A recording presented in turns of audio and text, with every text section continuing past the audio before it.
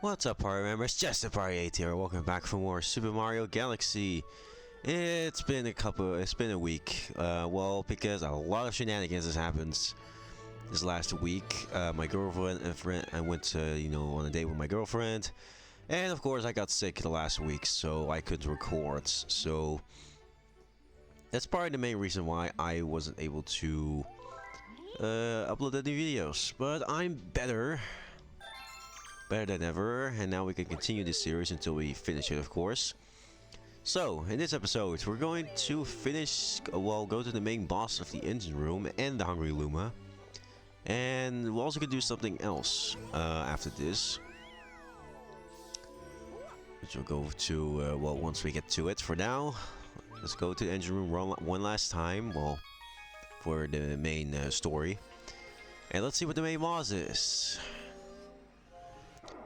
So yeah, last time also we finished Toy Time Galaxy. So yeah, the last after the week I was being sick. Anyway, the boss is Bowser Jr.'s Lava Reactor. This is the second easiest Bowser Jr. level because, like I said, the last Bowser Jr. level was an actual level. But this one is kind of meh of a level. Anyway, King Caliente's spicy return. Even the main boss of the engine room is a ripoff. That's kind of a bummer. So we're gonna fight a harder version of King Caliente, which is perfectly fine. I just wish we got to fight Bowser Jr. again in something. That's one of the things I do like about Galaxy 2 more. You fight Bowser Jr. actually twice, compared to just once, like in this game. Well, I guess it's called Galaxy 2. That's why I can not really. Take out the mini Goombas and every enemy along the way to make sure that everything is fine. There's something on my computer right here. Okay, there we go. So that they won't get in your way, because I know very well how annoying that can be. Especially if you play Galaxy 2, there are a lot of these missions where enemies are in your way. Anyway, just like in the first Bowser Jr. level, you need to lure Bullet Bill. You're supposed to go all the way to the end, but you could just do a shortcut right here. And boom, there we go. I do love how this level looks. It's definitely my favorite looking Bowser Jr. level. It's not one giant, lava. So I think it's pretty much a sun. Or a star, or whatever I wish to call it. Watch out for these fireballs. More of these octopuses. Yeah, really. I don't know why they call it octopuses. It's kind of a boring name, but hey. This isn't the first Nintendo enemy that has a really boring name. Sometimes they're just lazy, as always. Okay, no, not really. Anyway, let's go to the boss.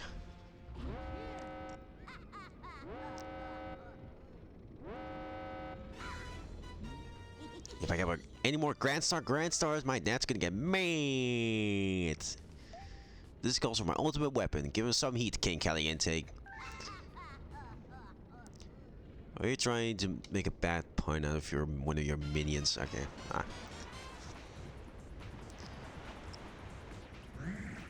Anyway, this is a harder version of the fight we did a long time ago. But it's still kind of easy. I guess the most annoying thing about this boss is these platforms will disappear if you step on it too long. That's probably the hardest part about this boss. Watch out for more blue fireballs. Oh god. Oh, I'm actually kind of afraid right here. Ow. Okay, I have to take the hits. Anyway, last shot now with meteorites coming along.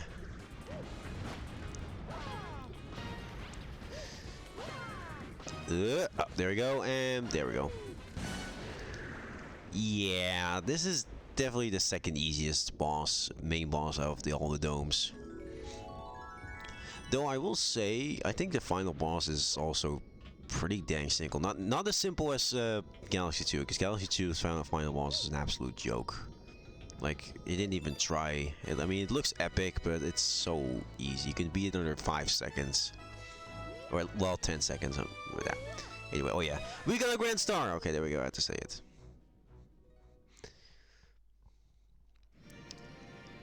That's the second last Grad Star. We just need like one more, which is of course in the final level. And turns from dark blue to light blue, which is I think is jeez, is the hardest color. And this opens up this place right here and the final dome.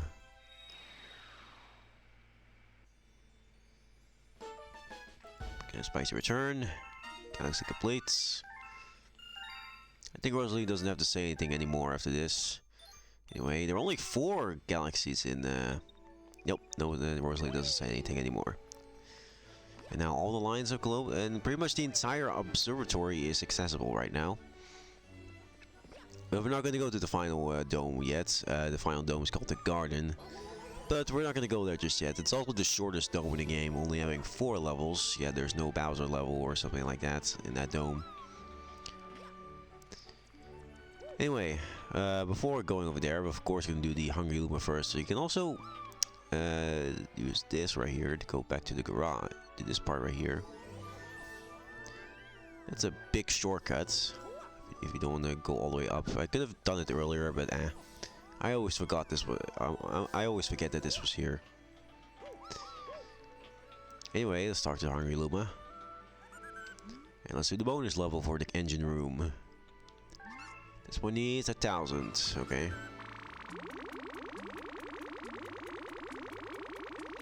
Let's fill him up. It's going to transform again. And the Sand Spiral Galaxy appears. This is definitely the most interesting Hungry Luma level.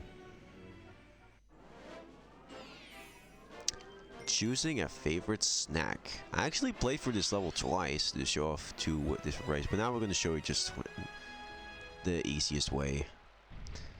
And the reason why it's called this mission, choosing a favorite snack, because you get to pick one of the 2 power-ups that you could want. Now, for now, in my first walkthrough, I did show you both power-ups, but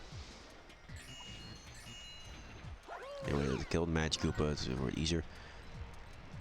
I think the Bee-Suit they used a lot more in this game, so that's probably the main reason why I'm gonna go play with this level once, and actually end with the Boo Mushroom, which doesn't get used that much. I think there's one more level with the Boo Mushroom, which is the upcoming level actually. And oh no, no. Okay, there we go. You gotta watch out for these boos who fall in love with you. Apparently Mario is handsome even in a boo form. Also don't fall into the quicksand. Okay, there we go.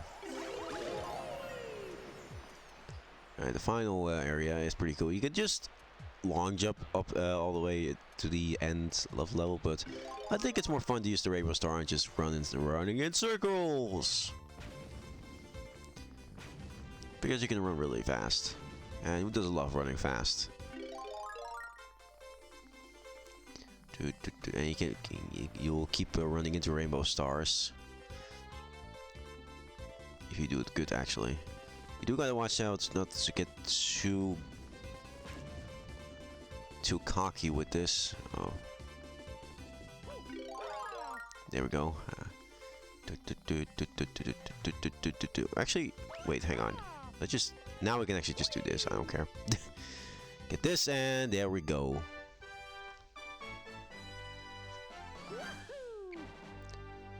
Now, there are 2 more things I want to do for this episode. Which is actually probably the most unique level in the entire game. And we're also going back to a memorable looking level. So let's go back up here. Because outside the final dome, something else has opened up to us. Which we're going to explore right now. Which is this little house over here. This is actually used in Super Mario Galaxy 2 in a very special level, which I'm not going to spoil, of course, if those who haven't played it. Anyway, this is the gate. We go inside, and we're back on this planet where it started all. For those who forgot already, the first level was called the Gateway Galaxy. So yeah, here we are once again.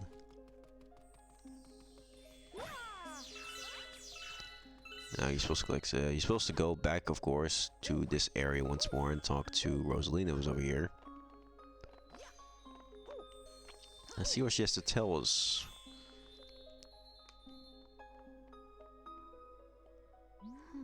This planet. It's very dear to me. I looked forward to visiting this planet with the Lumas every 100 years. The Luma that's been traveling with you may also grow up to become a star someday. Some Lumas become planets, some become comets, and a few become power stars. I'm traveling with them while they look for a place to be reborn. But I never thought all this would happen.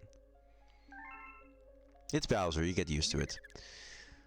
Wow, Mom must really trust you. Well, how about this? If you grab all 100 purple coins here, then you earn my trust too. This is a red star. It holds the power of the red Lumas. But the real amazing thing about it is it allows you to fly after you spin in midair. Yes, fly. Pressing V, you can pick the direction you want to fly with the control stick, but So yeah, we get our next and I think the final power-up in this game. Flying Mario, which is never used again after this game for some unknown reason, which is kind of sad, because it's pretty cool. In midair, like I said, you need to spin, and then you can fly around. That's reversed plane controls, so you need to press down to go up and up to go down. You can spin, I guess. You can also press and hold B to stop, as I just did before. Like this. I have no idea why they didn't bring this back in Galaxy 2. It's a really cool idea for a power-up, and they never used it outside this mission. Yeah, you heard me right. After this, it's no longer useful. Well, the only thing that does happen is you can get to use this power-up in the Commodore Observatory, but that's seriously it. Which is such a shame. Sometimes Nintendo, you have such waste when it comes to cool power-ups. That's the thing about the flying power-ups. I think these are a lot of people's favorite and the most useful ones. Like, look at the raccoon tail from Mario Bros. 3 and stupid camera. And the Tanuki suit and all those, and the propeller suit and the acorn form. All these flying powers are probably the most useful, and this one is no exception. It is very useful. If the camera can actually do this, yeah, I can correct the camera like this. Anyway, what we're actually doing right here is pretty obvious. We need to collect 100 purple coins, which is going to be a very important thing for later on. Trust me on this. You're gonna get so annoyed by when it comes to collecting 100 purple coins. Come on, there we go. But this purple coin mission is not too bad. And I'm missing one purple coin, of course. Where is it?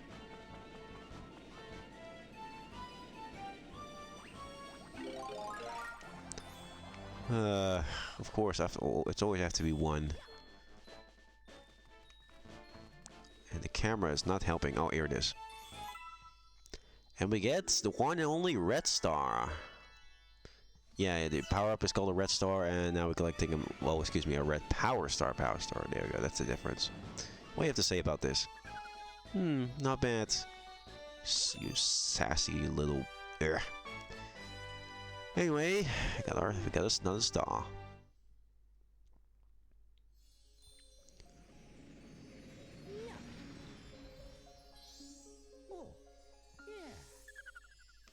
Gateways, purple coins. Yep, 2 missions in the Gateway Galaxy. Still just 1. And the Hungry Luma has appeared by that area, so you might as well do that as well. It's gonna be a last thing we're gonna be doing for this episode. Let's make it another short one.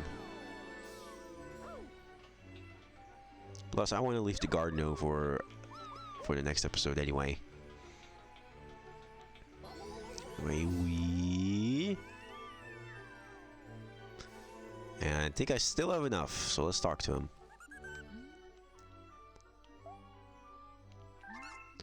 $1,200. Yep, we still have enough.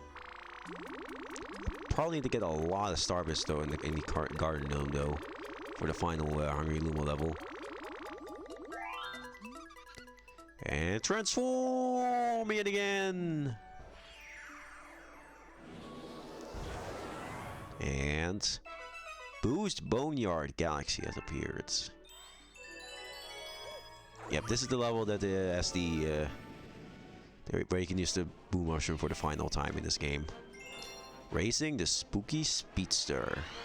So I'm gonna be racing this Big Boo again.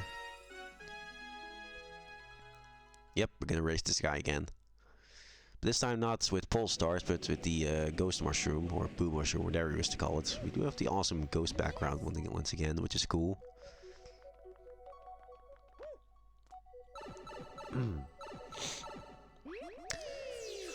Yeah, here it's a bit of a small platform area, and then change it right away into the Ghost Mushroom. Into Boo Mario. This can be harder than the first race, but honestly, in some ways, it is a little bit easier. Yeah, so you're after it too. You have to race before it. Here we go. But in some ways, it's actually easier. The way I think a lot of people do is when you shake the remotes and spin, and you do this, you can go a little bit faster, as you can see. That's a tip for if you don't know how to do this. Also, these wind turbines are very, very useful.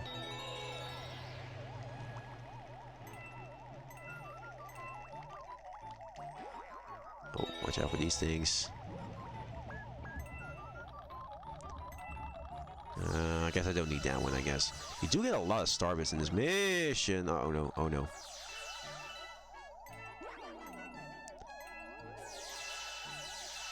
Here we go. As you can see, a lot of Starbits.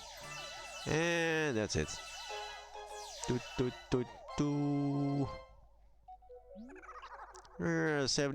47 seconds I can account while the promises bars will take the star. And that's another mission taken down. So let's take it.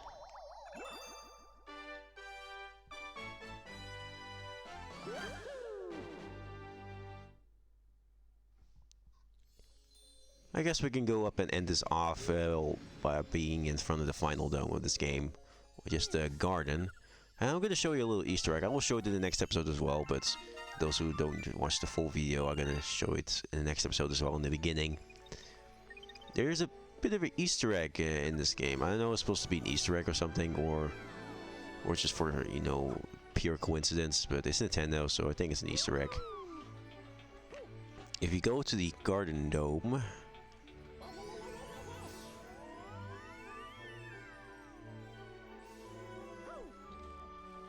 if you look around the dome, as you can see, there's a big tiara up here that looks really similar to Princess Peach. But that's not all. If you look at the circle, you see it's the Kingdom Hearts logo all over the Garden Dome, which is very cool. I like it a lot. I'm actually starting to get into Kingdom Hearts right now. First, I wasn't really a big fan of it. Anyway, that's the thing I want to show you. I guess that's enough of this episode. So I guess I'm gonna say, next time on Super Mario Galaxy, we're gonna head to the final dome of this game, the Garden Dome. See you guys next time.